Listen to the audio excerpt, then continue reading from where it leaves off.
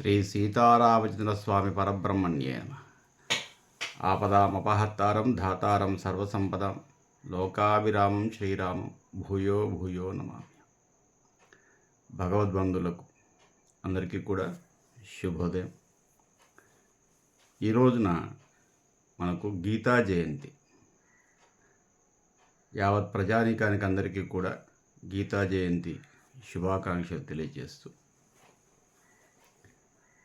భగవద్గీత పుట్టినరోజు ఈరోజు కాబట్టి ప్రజలందరూ కూడా ఒక్కసారి మనం గీత యొక్క విశిష్టత ఏమిటా, గీత ఏం చెప్పబడింది, మనం హిందువులుగా ఉన్నందుకు, హిందువులనే కాదు ప్రపంచ మానవాళికి అందరికీ కూడా ఈ రోజున భగవద్గీత ఆదర్శం. భగవద్గీతలో ఎక్కడా కూడా శ్రీకృష్ణ పరమాత్మ మతపరమైన విషయాలు ఏవి చెప్పలేదండి.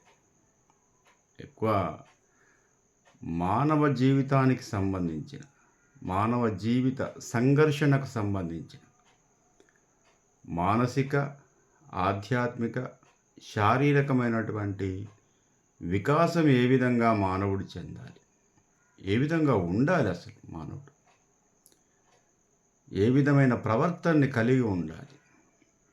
ఇప్పుడు మామూలుగా మనం ఏదైనా ఒక మిషన్ కొంటాము, లేకపోతే ఇంకేదో కొంటాము, ఎలక్ట్రానిక్ ఇంకేదో టీవీ కొంటాం కదా. టీవీకి కొన్నప్పుడు ఏంటంటే ఒక మాన్యువల్ వస్తుంది. అంటే టీవీని ఎలా మనం రిమోట్ చేయాలి, ఎలా దాన్ని ఆపరేట్ చేయాలి, ఏ బటన్ నొక్కితే ఏమొస్తుంది అని చెప్పేసి ఉంటుందన్నమాట. దానికి సంబంధించిన వివరాలు ఉంటాయి. అట్లాగే మానవ జీవితం అనేది ఒక ఒక ఒక మిషన్. ఆయన సృష్టించి దీన్ని ఎలా వాడుకోవాలి, ఈ శరీరాన్ని ఎలా వాడుకోవాలి, మనసుని ఎలా వాడుకోవాలి, ఈ ఆత్మని ఎలా చూసుకోవాలి, ఏమి చేస్తే ఏమి సాధించబడుతుంది అనే విషయాలన్నీ కూడా ఒక మాన్యువల్ 700 శ్లోకాలతో ఒక భగవద్గీత అనేటువంటి పేరుతో మనకు అందింపబడింది. అది ఈ రోజున మా ప్రపంచంలో మనం ఒక్కళ్ళమే కాదండి, ప్రపంచంలో ఉన్నటువంటి ఆధ్యాత్మికవేత్తలు, మేధావులు,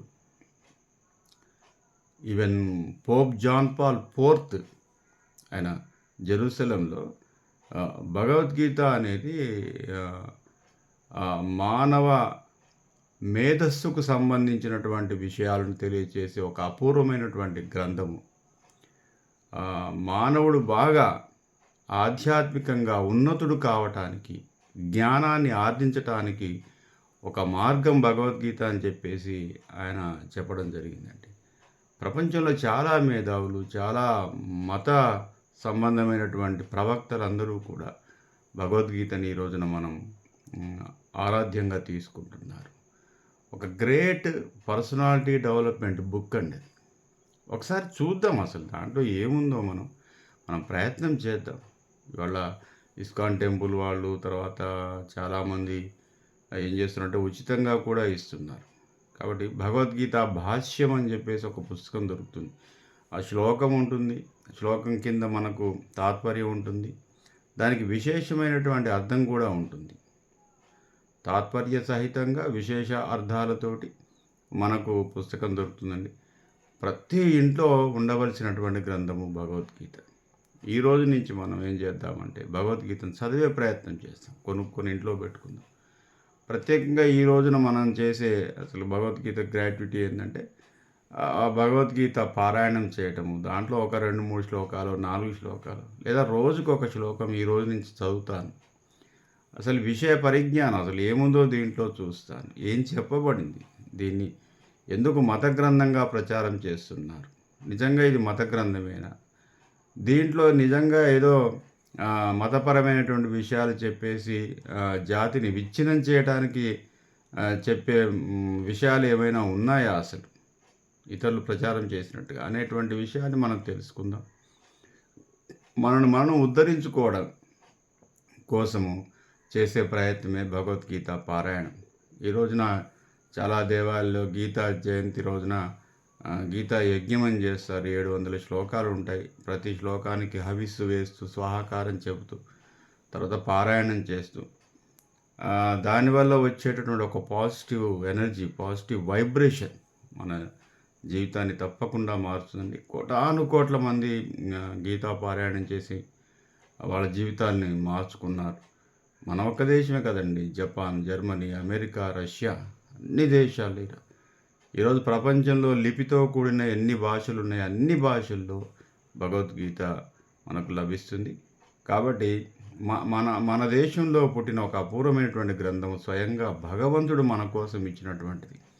అంటే ఈ నియమాలు గనక ఆచరిస్తే ఇలా ఉంటావు నాయన, ఇలా ఉద్ధరింపబడతావు. ధర్మార్థ కామ మోక్షాలకు సంబంధించినటువంటి విషయాలు, ధర్మ మార్గంలో ఎలా ఉండాలి, ఎలా మనల్ని మనం బడతామనేటువంటి విషయాలు చాలా చక్కగా చెప్పినటువంటి గ్రంథము భగవద్గీత అండి. మనమందరం కూడా ఈ రోజు నుంచి ఒక దీక్ష తీసుకుందాం. తప్పకుండా భగవద్గీత కొనుక్కొని ఇంట్లో పెట్టుకొని దాన్ని ఒక పవిత్రమైనటువంటి గ్రంథంగా మనం భావించి దాంట్లో ఉన్నటువంటి విషయాలు తెలుసుకునే ప్రయత్నం చేద్దాం. శ్రీ కోదండరామ యూట్యూబ్ ఛానల్ అండి నాది.